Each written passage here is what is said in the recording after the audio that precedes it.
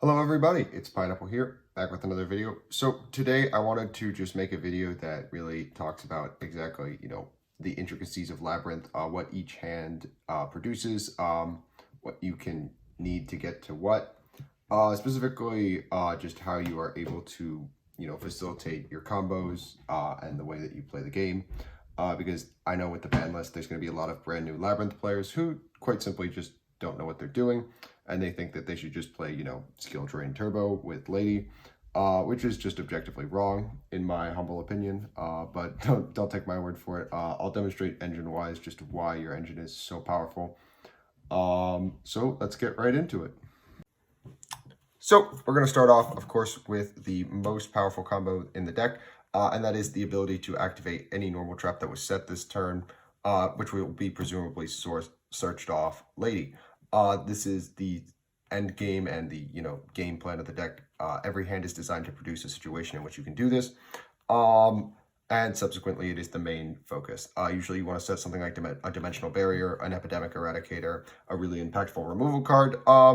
But for this example, we'll be using Dimensional Barrier. The hands that produce it are anything that gets you to these two cards. We'll go through the things that will get you there. Most of the time, the hardest thing to search is going to be Clock. The best way to usually do that is with something like a Welcome to special out Ariana to search Clock. It's a lot more vulnerable, but the best way you can do it, we're about to demonstrate it right now, is with something like Big and a Lady on board. So we'll presume we have Lady on board for whatever reason, and a Big set. Of course, you're going to flip Big. You will, of course, be chaining Lady to set another trap from deck. We'll grab Dimensional Barrier here. We will bounce Clock to hand. You would trigger whatever furniture, Welcome, etc., that you have. From here, we can use Clock to make the trap online. And from there, we can flip up Dimensional Barrier. Other lines that get you to this, any Welcome trap plus Lady gets you there. So Welcome, you flip Welcome, chain Lady, obviously, set Dimensional Barrier. Summon Ariana. Ariana searches. We get Clock. Of course, we fire Clock immediately. And then we get to flip Dimensional Barrier. So this is like the single most important combo. It's any line that results in you ending with Clock and Lady. Results in any trap from deck. There's countless number of ways to do that. One Big Welcome and an Ariana does it. Just any number of ways to search. You have 3 different ways to search for Lady or Clock. All are at 3 copies, at least for me. I play them at 3 copies so that I can, turbo this game plan out as fast as possible.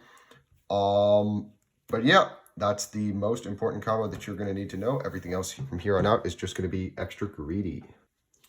So our next combo is going to be turn 0 plays. We're going to discuss this in intricacies. It's Clock plus either discard for, anything for Stovey. Either furniture works. I like Stovey more for this example because he's better. But essentially, this gets you to a lovely pop in rotation. If you have Lady, it also gets you a set, but, we're going to presume that you don't. So obviously, we'll start with Clock because it lets us turn on a trap, turn 0. Following Clock's resolution, you want to, pitch Stovey. From here, you get to set from deck. Of course, we're going to grab Big Welcome. It's just, the only way that this works. So we will set Big. On resolution, we get to trigger Clock here because a monster sends itself in a discard to the graveyard to activate. So Clock is able to special summon itself, which lets you, put it on the board. And so therefore you can activate the set card that you have this turn. That is the unfortunate clause of Clock, is that there has to be a Labyrinth monster on field in order to activate any trap or normal trap that was set this turn. But, since we do, we can use it. We can then use Big to summon out our Lovely and bounce Clock to hand. This will trigger Lovely and Stovey in sequence in order to, bring back Stovey so that we have more follow-up for next turn, as well as getting us a pop turn 0.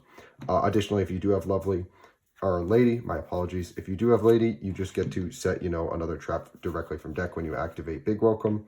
Note that that trap has no way to be turned online, but it does get you follow-up in the event that, you're making this turn 0 play and going for a pop.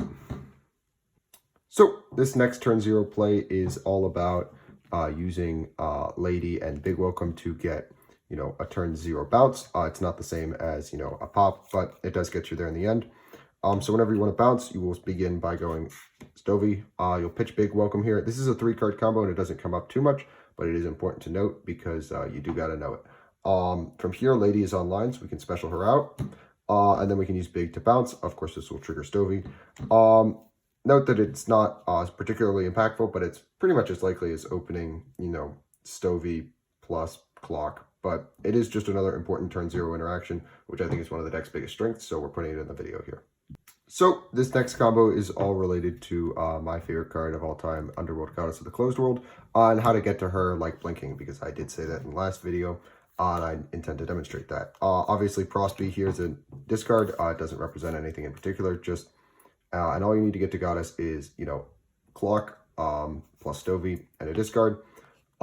This is mostly just for like big tower idiots. They're going to be annoying. Obviously, this is through no interruptions, but it's how you can put 4 bodies on board really quickly.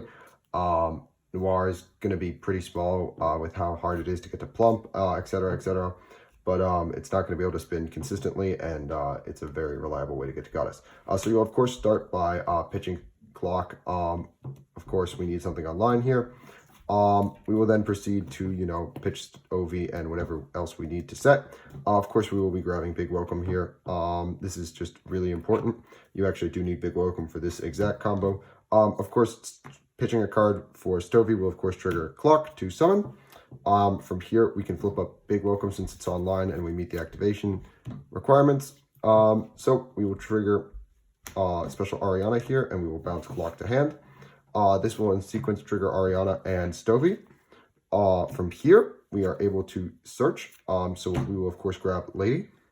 We will then special Lady. We now have 3 monsters on board here. If you've noticed something, we can then immediately normal Clock. That makes 4. And then we can link away the entire board, including whatever tower's monster we need to out in order to make Goddess. This isn't so much a significant intricate combo. It's just to demonstrate that pretty much any 2 monsters will get you to Goddess very, very quickly. Oftentimes you'll have something like a Nib on board as well to make it even faster. Just a lot of like really intricate things that will make it so that, you can get to Goddess very quickly. This is just the primary demonstration of the one best way that I know to get to Goddess, at least. So this next one isn't so much a combo as it is a specific interaction. Of course, once again, Prosby represents any discard. You don't have to think about it too much, but it's mostly just why Nibiru gets a ton of extra value in this matchup specifically.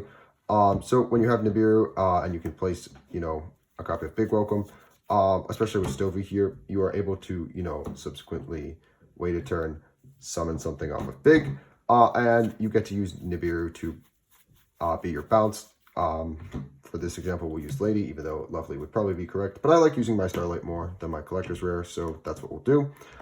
Putting Nib back in your hand is so powerful because any deck that gets nibbed, having to play through Nib every single turn with Big Welcome is just going to, absolutely obliterate them. If you get Lovely here, you just get to reset Big. You nib them again, bounce Big, bounce Nib again. They just have to play through Nib every single turn. Which is an extremely impactful interaction.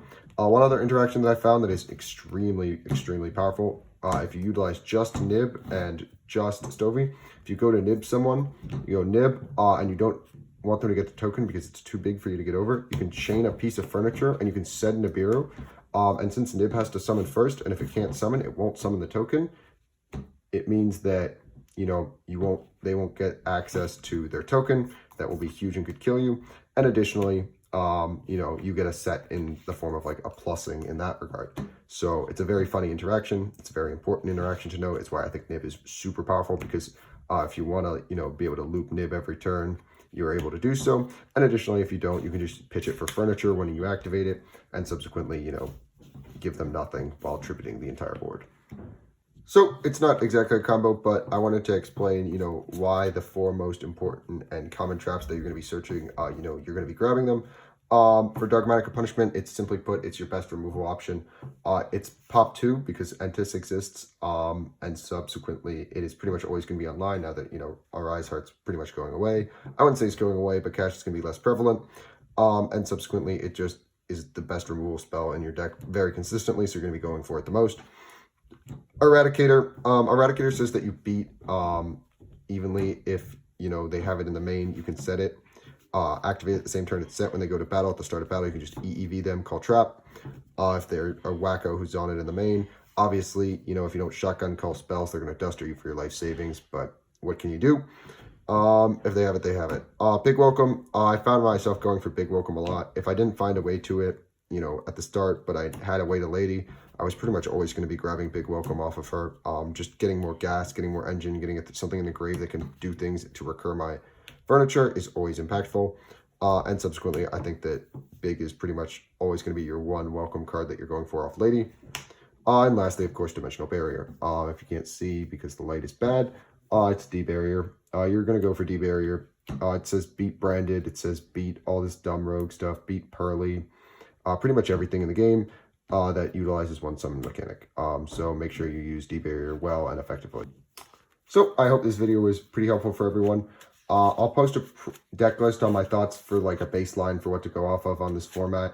Right now I like to, you know, wait a little bit to see what the format settles down to, because my deck lists usually are a lot more toolboxy in terms of like what specific normal traps they play at the start. It usually, you know, gets more defined once the format settles down, but for now it's pretty toolboxy. But we'll get to that when we get to it. I hope you guys enjoyed. If you did, make sure you like and subscribe, and I'll catch you guys in the next one.